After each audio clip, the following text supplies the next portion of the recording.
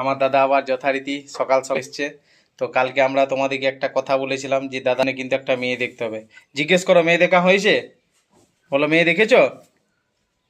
বলো মেয়ে মেয়ে দেখেছো? হ্যাঁ বল, আমি কিন্তু তাড়াতাড়ি বিয়ে করব। তাড়াতাড়ি বিয়ে করবো? হ্যাঁ বল, সময় নেই হাতে। হাতে সময় নাই। তারপর আমাকে কাজের প্রচুর চাপ বলে দাও। কাজের খুবই প্রচুর। প্রচুর চাপ, হ্যাঁ। চাপ। সকালে কোথায় গেছিলে বলে দাও। কোথায় গেছিলে পাতা আনতে?